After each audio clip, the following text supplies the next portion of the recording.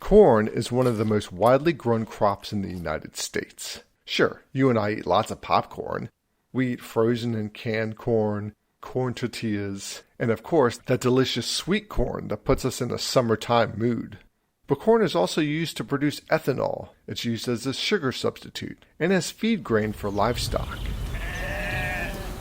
Over 13 billion bushels of corn were harvested for grain production alone in 2019, and over 480,000 acres of sweet corn were planted during that time frame. But with all that product comes millions of pounds of waste after harvesting. Some of the corn waste, which is also called corn stover, it's recycled back into the fields, but that still leaves millions of tons of biomass. A very cheap resource looking for a new lease on life. There's a lot of agricultural waste, such as rice straw and wheat straw and corn stover, soybean stover, and sorghum stover, and even some of the byproducts like fruit peels and fruit skin, something like that. Because these stuffs are renewable and we can use it to produce some more like value-added products such as cellulose and nanocellulose.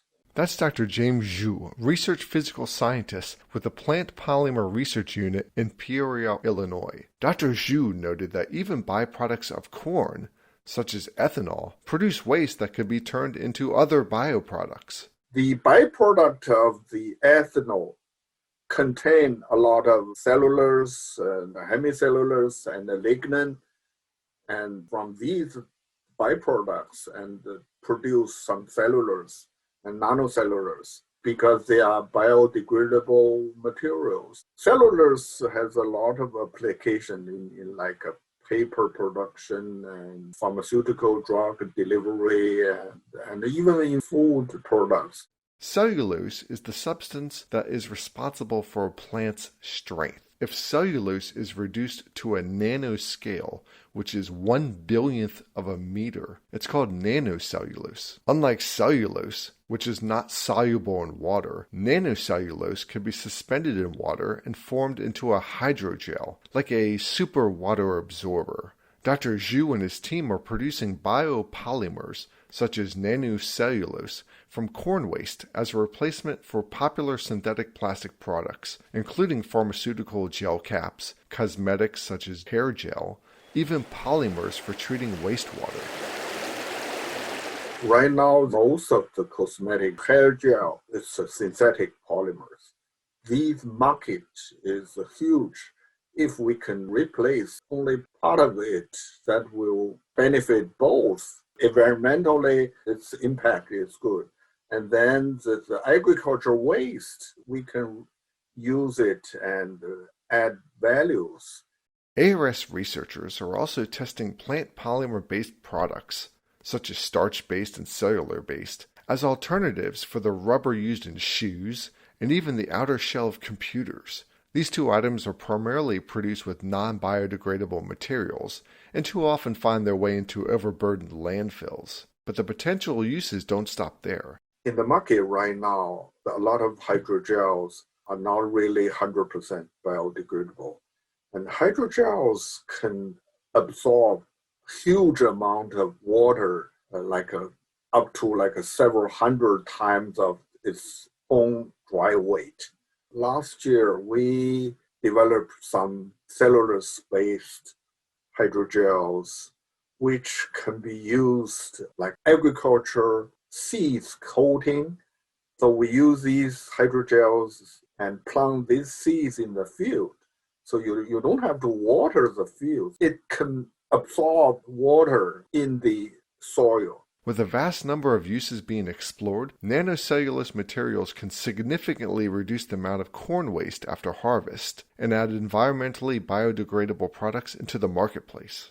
But first, researchers have to figure out how to make these products cost competitive. The only problem right now is the price is not really comparable to the synthetic one, because the synthetic polymer is very cheap. That's the reason that the people use that. However, the environmental impact is huge There's a huge ton of synthetic polymers dumped in this world every year, so that's a problem.